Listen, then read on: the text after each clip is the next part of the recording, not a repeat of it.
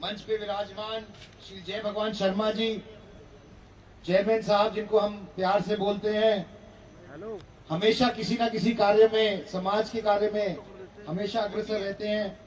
श्री सुरेंद्र वत्स जी, जो महासचिव हैं, मंच का संचालन कर रहे थे इससे पहले। श्री शशिकांत शर्मा जी, अध्यक्ष वर्ल्ड ब्राह्मण फेडरेशन, वो भी अपने संगठन की तरह से और बाबूजी मांगेराम जी के दिखाए हुए रास्ते पे चलने का काम कर रहे हैं, समाज के लिए काम कर रहे हैं। श्री केसी पांडे जी, डॉक्टर राधेश्याम शर्मा जी, जो वाइस चांसलर हैं, उन्होंने भी अपने उद्बोधन में कई बातें कही जिनका हमें ध्यान देना चाहिए। श्री रोशन लाल जी, श्री मदन लाल शर्मा जी, श्री विद्या प्रकाश शर्मा जी, श्री SD गौतम जी हमारे बड़े हैं, हमेशा समाज के लिए तत्पर रहते हैं। डॉक्टर देशबंधु जी, डॉक्टर कामदेव झा जी, श्री अरविंद मेहता जी, श्री रविंद्र शर्मा जी, श्री अशोक शर्मा जी, जो प्रदेश अध्यक्ष हैं ब्राह्मण खाप के, श्री रजनी छत्री जी, पंडित RS गोस्वामी जी, जिन्होंने भी बहुत ओजस्वी भाषण दिया अभी, डॉक्टर अश्वनी शर्मा जी, पंडित बलवीर शर्मा जी, श्री शिव आश्रय व संपूर्ण कार्यकारिणी, गणमान्य व्यक्ति जितने भी आए हैं, आप सबों का इस भव्य कार्यक्रम में आने का तहे दिल से धन्यवाद, मुझे बुलाने का धन्यवाद। और आज का सौभाग्य मुझे मिला जिस कार्यक्रम में आने के लिए, जो आज शिलान्यास हुआ है, उसके लिए आप सबों को, पूरी कार्यकारिणी को, जितने भी लोग जुड़े हुए हैं, उन सब को इस कार्यक्रम के लिए बहुत बहुत धन्यवाद और शुभकामनाएं देना चाहता हूं। मैं सबसे पहले अपनी बात शुरू करने से पहले कहूंगा, जो प्रशंसा पत्र आपने समाज के प्रबुद्ध लोगों को देने का काम किया है, जिनका योगदान रहा है अलग अलग विभिन्न तरीकों से समाज के प्रति, तो सबसे पहले तो मैं कहना चाहता हूं कि जो मेरे बड़े बुजुर्ग हैं जिनको प्रशंसा पत्र दिया है, तो वो प्रशंसा पत्र तो आपके लिए होगा। मैं तो उनसे आशीर्वाद लेने गया था, आशीर्वाद की कामना ही करता हूं। और जितने भी हमारे युवा पीढ़ी के साथी यहाँ पर हैं, उन सब से यही कहूंगा, निवेदन करूंगा कि हमारे बड़े बुजुर्गों ने तो अपना काम किया है, जिम्मेदारी से अपना काम किया है, बखूबी अपना काम किया है। अब बारी हमारी है, अब वो झंडा हमें उठाना है और आगे लेके जाना है। तो जो आज ये भगवान परशुराम जी के नाम पे, उनके आशीर्वाद से आज जो ये शिलान्यास हुआ है, तो मैं सबसे पहले आपको विश्वास दिलाना चाहता हूं, जय भगवान जी, आपको भी, पूरी कार्यकारिणी को भी, कि मैं आपके साथ हूं, हर कदम से कदम पे आपके साथ हूं। लेकिन मेरा आपसे निवेदन है कि जो ये निर्माण कार्य आप कर रहे हैं, इसमें एक विशेषता जरूर लेके आए और मेरा आपको हर पूरी तरीके से संपूर्ण सहयोग मिलेगा। मेरा आपसे निवेदन है कि हम ऐसा एक यहाँ पर नॉलेज सेंटर का गठन करें, जहां हम बच्चों के लिए ऐसी प्राइवेट कोचिंग क्लासेस दे सकते हैं, जाके बच्चों को दूर जाना ना पड़े और यहीं पर उनको अच्छी शिक्षा मिल सके, ताकि वो आने वाले समय के लिए अपनी प्राइवेट तैयारी और उसके लिए जो भी योगदान होगा, मैं आपको आश्वस्त करता हूं कि सिर्फ सहायता पैसे के मामले में नहीं, पर बुद्धिजीवी होने के नाते, बुद्धिजीवियों को जोड़ने के नाते, एक ऐसी व्यवस्था बनाने के नाते जहां उन बच्चों को वाकई फायदा मिल सके और दिशा और दशा मिलने का काम करें, ऐसा संस्थान आप जरूर यहाँ पे बनाइए। क्योंकि कमरे, कार्यक्रम करने के लिए हॉल, ये सब तो आप बनाएंगे और उसका समाज को फायदा होता है, लेकिन ये पूंजी निवेश होगी युवा पीढ़ी के अंदर, ताकि आगे जाकर उसका फायदा वो पूर्ण रूप से ले सके और उसका फायदा पूरे समाज को मिलेगा। मेरा आपसे ये निवेदन है। देखिए, आज समय का अभाव है, बहुत ज्यादा समय नहीं है, लेकिन मैं कुछ बातें जरूर कहूंगा और संक्षिप्त में कहूंगा, लेकिन कहना चाहता हूं। भगवान परशुराम जी की शिक्षा, उनका जीवन, उनके जीवन का अनुसरण, ये करना हमारे लिए हमारा दायित्व भी है, हमारी जिम्मेदारी भी है, और ब्राह्मण होने के नाते हमारा उनकी पैरोकारी करना हमारा हक भी है और जिम्मेदारी भी है। मैं ये बात इसलिए कह रहा हूं क्योंकि भगवान परशुराम जी सिर्फ ब्राह्मणों के भगवान नहीं है, वो 36 बिरादरी के भगवान हैं, सबके भगवान हैं, क्योंकि भगवान किसी एक का नहीं होता। लेकिन हाँ, ये बात जरूर है कि जो उनका दिखाया हुआ रास्ता है, जो उनकी शिक्षा है, जो उनकी सोच है, जो उनकी जीवन का सार है, उसका अनुसरण करके उसको आगे तक पहुंचाना, उसको अगली पीढ़ी तक पहुंचाना। हम आज भारत दुनिया का सबसे युवा देश है। 65% आबादी हमारी 35 साल से कम उम्र की है। इसलिए हमारे ऊपर इस बात का दायित्व और जिम्मेदारी बनती है कि जो हमारे पुरखों ने, हमारे पूर्वजों ने जो काम किया है, जो शिक्षा का अनुसरण किया है और उसके बाद उसको आगे बढ़ाने का काम किया है, वो जिम्मेदारी अब हमारी बनती है, युवा पीढ़ी की बनती है कि उसका संरक्षण भी करें, उसको अगली पीढ़ी तक ले जाने का भी काम करें। हम बात कर रहे थे कि भी ब्राह्मण समाज को क्या नुकसान है, क्या कमियां रह गई हैं, किन कमियों की वजह से समाज पीछे रह गया है। तो मैं आपको बताना चाहता हूं कि मैं पिछले 2.5-3 साल से सक्रिय जीवन में हूं, राजनीतिक जीवन में हूं, और जब मैं सांसद बना तो मुझे ऐसा व्यतीत हुआ कि शायद समाज में कोई रोष है, कुछ मुद्दों को लेकर, कुछ बातों को लेकर।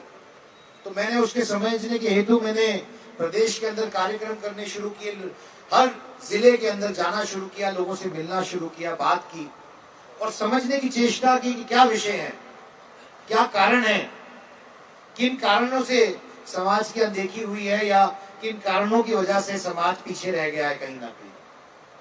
तो पता ये बात लगाई और बात सामने भी आई कि कहीं ना कहीं हम अपनी बात सही पटल पर, सही समय पर नहीं रख पाते, और जहां रखनी चाहिए वहां नहीं रख रहे, और जिस तरह से रखनी चाहिए वो नहीं रख रहे। तो इसी श्रृंखला में भगवान परशुराम जी के आशीर्वाद से, भगवान परशुराम जी के जन्मोत्सव के उपलक्ष्य में मैंने 2022 में एक भव्य कार्यक्रम किया करनाल में, दिसंबर के महीने में। आप सबों का आशीर्वाद मिला, भारी संख्या में पूरे प्रदेश से 22 के 22 जिलों से लोग आए और उन्होंने अपनी बात रखी, और हमने अपनी बात सरकार के आगे, मुख्यमंत्री के आगे रखने का काम किया। और मैं आपके ये बताने में खुश हूं कि हमने अपनी 13 बातें रखी थी, जिनमें से 11 डिमांड वहीं पर मानी गई। जो 2 डिमांड नहीं मानी गई वो अभी भी कायम है और उसके लिए हम अग्रसर हैं।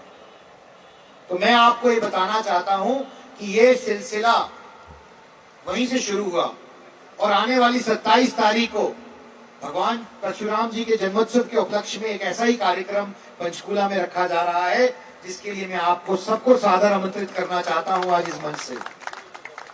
और इस कार्यक्रम का एक ही उद्देश्य है कि भगवान परशुराम जी के जीवन का, शिक्षा का अनुसरण करें और आगे बढ़ाने का काम करें। साथ साथ जो समाज के प्रबुद्ध मुद्दे हैं, जो समाज की इच्छाएं हैं, जो समाज की मांगे हैं, उनको एक ऐसे पटल पे कार्यक्रम द्वारा रखा जा सके ताकि उनको सरकार तक पहुंचाने का हम काम करें। मैं माननीय प्रधानमंत्री जी का धन्यवाद करना चाहता हूं कि उन्होंने हरियाणा के इतिहास में अब तक सबसे ज्यादा ब्राह्मण समाज को टिकटें देने का काम किया, और मैं धन्यवाद करना चाहता हूं ब्राह्मण समाज का कि उन्होंने सबसे ज्यादा विधायक चुन के भेजने का काम किया। मैं ये बात इसलिए कह रहा हूं क्योंकि इससे पहले किसी ने ऐसा विश्वास समाज के ऊपर दिखाने का काम नहीं किया। मैं धन्यवाद करना चाहता हूं श्री नैब सिंह सैनी जी का, एक युवा मुख्यमंत्री का, जिन्होंने अपने नेतृत्व के अंदर ये ऐसा ऐतिहासिक फैसला लेने का काम किया। मैं धन्यवाद करना चाहता हूं भारतीय जनता पार्टी का भी, कि इससे पहले किसी और ने ये कदम नहीं लिया। मैं 27 तारीख के कार्यक्रम का वर्णन इसलिए भी करना चाहता हूं क्योंकि ये भागीदारी के अंदर एक बहुत ही अहम महत्व दिन है, जिसका हम सबको फायदा लेना चाहिए, ताकि हम जो भी कारण है, जिन भी कारणों की वजह से हमें लगता है कि अनदेखी हुई है या पीछे रह गया है समाज, या समाज को अपनी आवाज उठाने की जरूरत है, हम अपनी बात रख सकें। और ये बात रखने का हक हर एक व्यक्ति को है, प्रत्येक व्यक्ति को है। ये कोई राजनीतिक कार्यक्रम नहीं है, ये कोई भारतीय जनता पार्टी का कार्यक्रम नहीं है सिर्फ, ये कार्यक्रम सर्व समाज का है, ताकि समाज आकर अपनी बात एक मत रख सके। बात हुई एकता की, तो मैं ये बात कहना चाहता हूं कि आज हमें समाज के अंदर सबसे ज्यादा अगर जरूरत है तो ये समझने की जरूरत है कि हम कहाँ पिछड़ गए हैं, कहाँ पीछे रह गए हैं, क्या कमी रह गई है और उसको हम कैसे दूर कर सकते हैं। मैंने अभी हाल ही में एक बहुत ही बड़ी कॉन्फ्रेंस का आयोजन किया था 28 फरवरी को, जिसका नाम नेक्स्ट था। नेक्स्ट मतलब कल, भविष्य क्या है, भविष्य के घर में क्या है। उसमें कई देशों के राष्ट्रपति, प्रधानमंत्री आए, हमारे देश के यशस्वी प्रधानमंत्री भी आए और दुनिया के बड़े बड़े प्रबुद्ध लोग आए 50 से 60 अलग अलग देशों से। और उस पूरी कॉन्फ्रेंस का एक ही मत था कि आने वाले समय में दुनिया के जो 70% बिजनेसेस होंगे वो नॉलेज बेस्ड होंगे, वो नॉलेज के अंदर से उत्पन्न होंगे और नॉलेज से चलेंगे। और कहीं ना कहीं इस बात का वर्णन इसलिए कर रहा हूं क्योंकि जो भारत को हमें सोने की चिड़िया की संज्ञा दी गई थी, वो इसलिए नहीं थी कि हमारे पास सोना बहुत था, वो इसलिए थी कि हमारे पास ज्ञान की धारा थी। वो ज्ञान भौतिक ज्ञान भी था और अलग ज्ञान भी था। मैं आपसे यही विनती करना चाहता हूं, आज पूरे समाज से, बड़े बुजुर्गों से विनती करना चाहता हूं कि हमें अपने बच्चों को वापस उस ज्ञान की मुख्य धारा में लाने का काम करना है, क्योंकि भविष्य ज्ञान से ही उत्पन्न होता है। ये बात सही है कि आईएएस में बच्चे ज्यादा भर्ती हो रहे हैं या कम, हरियाणा सिविल सर्विसेज में ज्यादा भर्ती हो रहे हैं या कम, इस बात का उल्लेख किया जा सकता है, आकलन किया जा सकता है।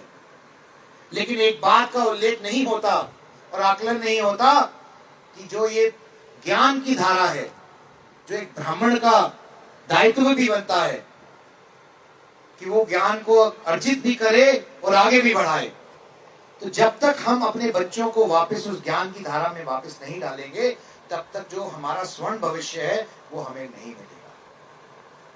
जो हक की लड़ाई है, हकूक की लड़ाई है, वो लड़ने का काम पंडित विनोद शर्मा जी ने भी किया है और मैं भी करता हूं और आपको आश्वासन दिला के जाता हूं कि मैं भी करूंगा। ये एक ऐसी चीज है जो सिखानी नहीं पड़ती, अपने आप आती है। चाहे एपीबीजी की लड़ाई रही हो, चाहे धोनी की मालिकाना हक की लड़ाई रही हो, या अन्य किसी विषय की लड़ाई रही हो, आपकी लड़ाई लड़ेंगे और लड़ाई जीतेंगे। लेकिन हमें अपने अंदर क्या बदलाव लाने की जरूरत है, हमें समाज के अंदर बदलाव क्या लाने की जरूरत है, अपने घरों के अंदर बदलाव क्या लाने की जरूरत है, हमें इसके ऊपर भी चिंता करनी चाहिए। क्योंकि हमारा भविष्य हमारे आचरण, हमारी शिक्षा, हमारी शैली, हमारा शिष्टाचार और हमारे भविष्य के ऊपर निर्भर करेगा। हम क्या शिक्षा अपने बच्चों को देंगे और किस शिक्षा के साथ उनको बढ़ाएंगे, उसके ऊपर निर्भर करता है। इसलिए आज सबसे ज्यादा, कभी भी इतिहास में जब भी रहा उससे पहले, ज्यादा महत्व है भविष्य में एजुकेशन का, शिक्षा का। इसीलिए मैं आपसे निवेदन करना चाहता हूं कि हमें अपने बच्चों को ज्यादा से ज्यादा शिक्षित करना है, शिक्षा की मुख्य धारा में लाना है और शिक्षा को इंकरेजमेंट देने के लिए जो भी कर सके वो सामाजिक तौर पे भी करने की जरूरत है। मैं चेयरमैन साहब आपको आश्वस्त करके जाता हूं, मैं अपनी तरफ से आज 11 लाख रुपए आपके भवन के निर्माण के लिए घोषणा करके जाता हूं और इसके साथ साथ एक और घोषणा करके जाता हूं कि जो आप यहाँ पर ये कार्यक्रम चलाएंगे बच्चों को एजुकेशन देने का, उसकी भी आप चिंता मत करिएगा। आर्थिक तौर पे मैं हूं, जो लगेगा मैं अपनी तरफ से निजी तौर पे सहयोग करूंगा।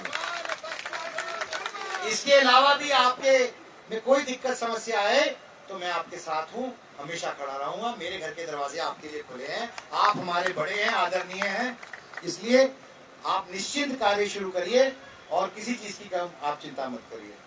मैं ज्यादा ना कहते हुए अपनी बात को खत्म करने से पहले सिर्फ इतना कहूंगा कि जब भी अम्बाला आता हूं इसी तरीके का प्यार मिलता है और बड़े बुजुर्गों से, अपनों से, भाइयों बहनों से, माताओं से, युवा साथियों से ऊर्जा मिलती है।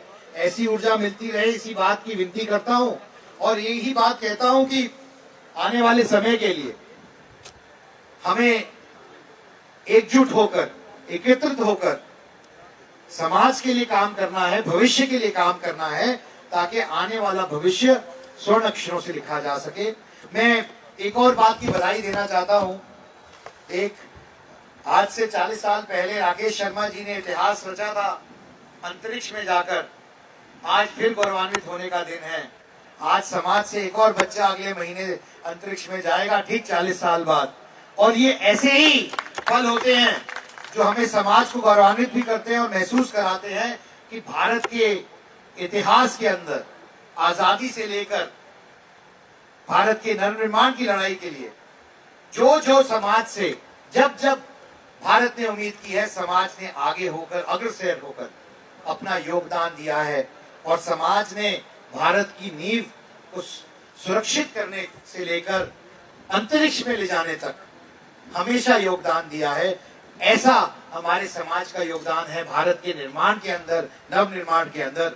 और मैं आपसे उम्मीद करता हूं कि जो भारत को एक विकसित देश के तौर पर देखने का सपना देखा है 2047 तक, उसके अंदर भी हमारे समाज की एक अग्रणी भूमिका रहेगी और आगे बढ़ चढ़ के उस समाज उसके अंदर भी उसी तरीके से योगदान देगा जैसे हमेशा देते आया है। बहुत बहुत धन्यवाद। जय परशुराम जी, जय हरियाणा।